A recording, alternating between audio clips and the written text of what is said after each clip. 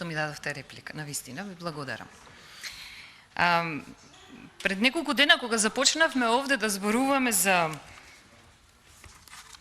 предлог на буџетот на Република Македонија за 2023 година, знаете кога излезе министрот да се фали дека поддава вакво нешто, не знам дали имавте можност да прочитате. Многу има за читање. Верувам дека сте направиле добра анализа. Но јас би ве замолила, доколку имате време, да отворите на 18-та страна на истиот, бидејќи не го носите, сега јас ќе ви прочитам нешто.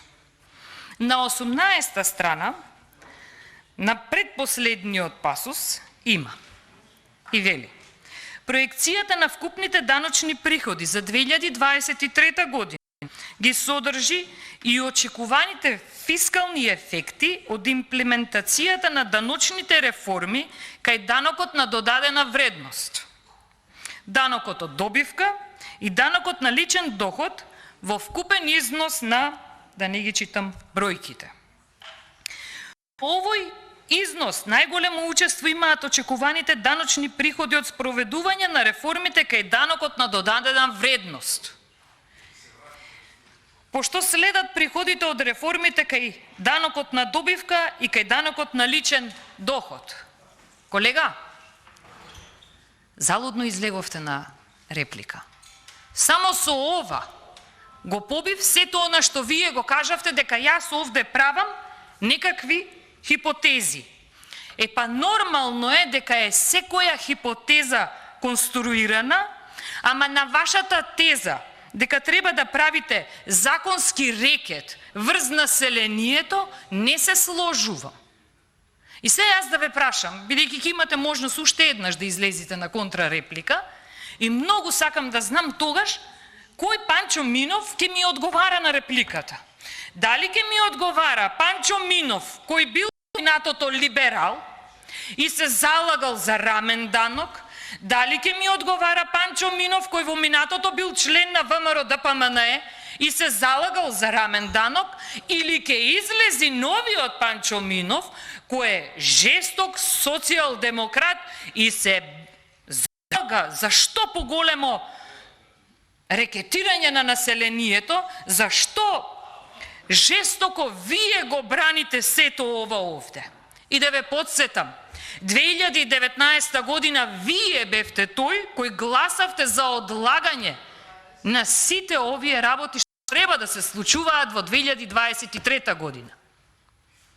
Сега, бидејќи ова е сосема доволно за контрава реплика на вас што ви ја кажувам, јас, кога ќе излезите, третата работа што сакам да ми ја придискутирате и да ми кажете.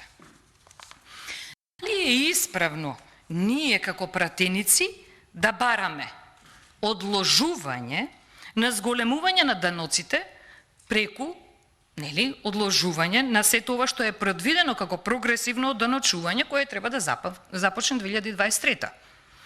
Дали треба да се залагаме за спречување на зголемување на цената на струјата за домакинствата и бизнисот преку одложување на предвиденото зголемување на ДДВ-то за струјата од 5 на 10%. 5% има плюс. Дали ние како пратеници треба да се залагаме за введување на викенд без ДДВ до крај на кризната состојба? За прехранбените производи барем нека има. Дали ние како пратеници треба да се залагаме за поддршка на домашните компании преку намалување на акцизата за течните горива? Бидејќи со тоа народот и граѓаните ќе имаат бенефит. Дали ние како пратеници треба да се залагаме за парична помош, замислете на која категорија на граѓани, на ученици од основно и средно образование чии родители земаат месечни примања под просечната плата во држава? Дали треба да се залагаме за тоа? Бидејќи имаме буџет од 5,3 милијарди евра, зарем не треба да дадеме на некого на кој што вистина му треба? Дали ние треба да се залагаме за субвенции, за зголемување на висината на студентскиот оброк од 120 на 160 денари? мерка која ја предлагавме. Ама во некоја друга прилика пак ќе дебатираме и за таа мерка која произлезе од ваша страна. Реконструкција на студентски домови, дали треба да ни биде тема? Дали треба да ни биде тема набавка на нова медицинска опрема за јавните здравствени установи? Дали треба да ни биде тема зголемување на буџетот за набавка на инсулин? Или може би тема ќе ни биде зголемување на бодовите за матичните лекари, стоматолози и гинеколози? Сите овие мерки кои ви ги прочитав, ви ги кажав, треба да ги поддржувате, а не лицемерно да легувате на реплика и да ми кажувате дека во буџетов нешто не постои, а на 18-та страна постои. И вие ќе бидете тој што ќе кренете рака за ова. А да не зборувам во продолжение дека ова е буџет кој го крши член 10 од новиот изгласан закон за буџети. Видете го и членот 10 каде вели дека не треба, не смее овој буџет да има повеќе дефицит од она што е планирано овде. Не смее, памтите? Треба да биде помало, а не 4,6%. Но јас верувам дека вие ќе измислите и имате долгогодишно искуство овде да зборувате без факти, а долго да зборувате, па со задоволство ќе ве слушам ако повторно се јавите на контрареплика. Ви благодарам.